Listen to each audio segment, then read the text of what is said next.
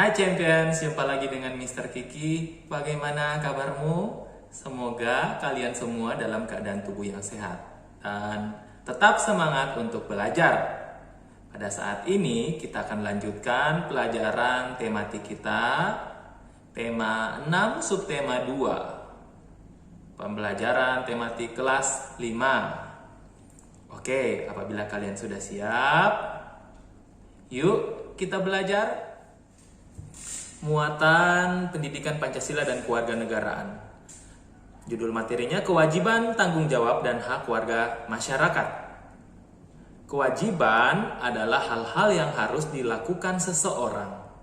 Contoh kewajiban adalah belajar bagi siswa, menjaga kelestarian laut bagi nelayan dan wisatawan, serta memberi pupuk atau air pada tanaman bagi petani.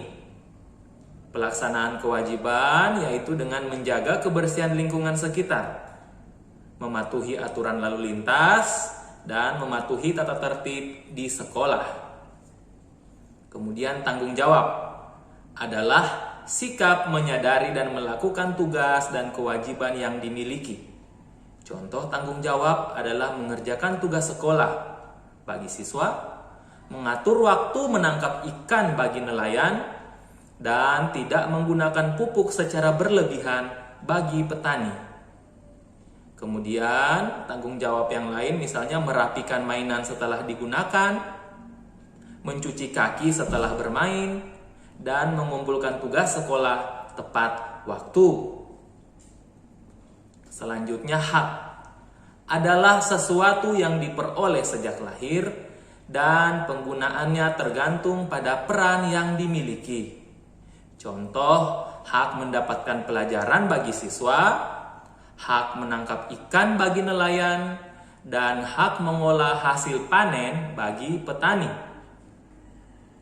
Contoh hak yang lain misalnya beribadah sesuai agama dengan tenang, belajar di sekolah saat jam pelajaran, dan menghirup udara segar setiap pagi. Apabila siswa dan siswi melakukan kewajiban, maka mereka akan memperoleh hak. Bisa kalian lihat pada gambar, terlihat siswa dan siswi yang sementara membersihkan ruangan kelasnya. Apabila ruangan kelas dibersihkan dengan penuh tanggung jawab, maka akan diperoleh hak, yaitu belajar dengan nyaman di dalam ruang kelas. Kemudian cara-cara perpindahan kalor dalam kehidupan sehari-hari. Ini adalah materi muatan ilmu pengetahuan alam ya. Kita mulai. Perpindahan kalor terjadi pada benda-benda yang memiliki suhu berbeda agar suhunya menjadi sama. Ada 3 perpindahan kalor, yaitu konduksi, konveksi, dan radiasi. Mari kita pelajari. Yang pertama, konduksi. Konduksi adalah perpindahan kalor tanpa disertai perpindahan zat perantara. Contoh peristiwa konduksi yaitu mencelupkan sendok logam ke air panas. Lalu sendoknya akan menjadi panas. Hal ini terjadi karena kalor dari air panas berpindah ke gagang logam. Kemudian contoh lainnya misalnya tangan memegang cangkir berisi teh hangat akan merasakan panas. Bisa dilihat pada gambar ya. Kemudian contoh peristiwa konduksi yang lain yaitu knalpot motor menjadi panas setelah mesin sepeda motor dihidupkan lama. Kemudian mentega akan meleleh di wajan yang sedang dipanaskan, dan tutup panci akan terasa panas saat panci digunakan memasak. Selanjutnya konveksi. Konveksi adalah perpindahan kalor melalui perantara, di mana zat perantaranya ikut berpindah. Contoh peristiwa konveksi yaitu air yang dipanaskan di dalam panci, partikel air di bagian bawah menjadi panas dan berpindah ke permukaan.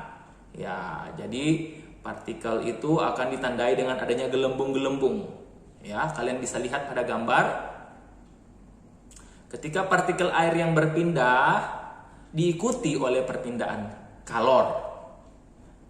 Contoh peristiwa konveksi yang lain adalah peristiwa angin laut dan angin darat. Angin laut adalah angin yang berpindah dari laut ke darat dan terjadi siang hari. Angin darat adalah angin yang berpindah dari darat ke laut dan terjadi pada saat malam hari. Ya, kalian bisa lihat pada gambar. Ya, angin darat itu berhembus atau bertiup dari darat ke laut pada saat malam hari. Sedangkan angin laut itu bertiup dari laut ke darat pada saat siang hari. Contoh konveksi yang lainnya adalah sirkulasi udara yang mengalir melalui jendela karena adanya perpindahan partikel udara panas. Ya, ini biasanya terjadi pada rumah ya. Setiap rumah dilengkapi dengan ventilasi ataupun jendela agar udara panas yang ada di dalam rumah dapat keluar dan kemudian udara yang dingin dari luar rumah akan masuk ke dalam rumah sehingga terjadi pertukaran udara di sana. Jadi ini adalah sesuai dengan prinsip konveksi ya. Kemudian radiasi adalah perpindahan kalor tanpa melalui perantara. Contohnya adalah ketika tubuh terasa hangat pada saat dekat dengan api. Ya, ada gambar bisa kalian lihat. Kemudian panas matahari yang terasa sampai ke permukaan bumi. Kemudian menghangatkan telur ayam atau telur bebek di bawah cahaya lampu. Dan juga menjemur pakaian saat matahari terik. Jadi beberapa hal ini adalah contoh dari radiasi ya. Selanjutnya, keuntungan dan kerugian perpindahan kalor dalam kehidupan sehari-hari. Ya, pada peristiwa konduksi misalnya memasak air menggunakan panci aluminium. Keuntungannya air lebih cepat mendidih. Sedangkan kerugiannya adalah logam aluminium lebih cepat panas sehingga berbahaya jika disentuh langsung oleh kulit kita. Antisipasi yang dilakukan adalah memegang gagang yang telah dilapisi oleh bahan isolator seperti ebonit. Jadi bahan isolator itu adalah bahan-bahan yang susah atau sulit menghantarkan panas ya, seperti ebonit. Kemudian menggunakan sarung tangan atau kain untuk memindahkan panci dari kompor. Ya, kalian bisa lihat contoh gambarnya agar lebih mengerti dan lebih memahami ya. Selanjutnya, perpindahan kalor melalui cara konveksi. Contohnya adanya aliran air saat air mendidih. Keuntungannya adalah air lebih cepat panas karena aliran air yang panas berasal dari dasar wadah menyebar ke seluruh bagian wadah. Kerugiannya, letupan uap air mendidih berbahaya jika terkena tubuh. Jadi, cara untuk mengantisipasinya adalah dengan menggunakan tutup panci saat memasak air. Dan juga tubuh tidak terlalu dekat dengan air saat memindahkan panci. Selanjutnya, perpindahan kalor dengan cara radiasi. Contohnya adalah pancaran sinar matahari yang mengenai tubuh. Keuntungannya adalah tubuh terasa hangat saat terkena sinar matahari. Dan kerugiannya, jika kondisi matahari sedang terik, kita akan merasa kepanasan. Cara mengantisipasinya adalah dengan menggunakan payung atau topi untuk melindungi tubuh dari sinar matahari langsung. Oke, jadi seperti itu ya video pembelajaran pada saat ini. Mr. Kiki berharap agar kalian bisa memahaminya. Dan semoga video ini dapat berguna bagi kalian. Pesan Mr. Kiki agar kalian tetap semangat untuk belajar, tetap menjaga kesehatan, dan juga tetap menjaga kebersihan diri dan kebersihan lingkungan tempat kalian tinggal. Sampai jumpa pada video-video pembelajaran selanjutnya.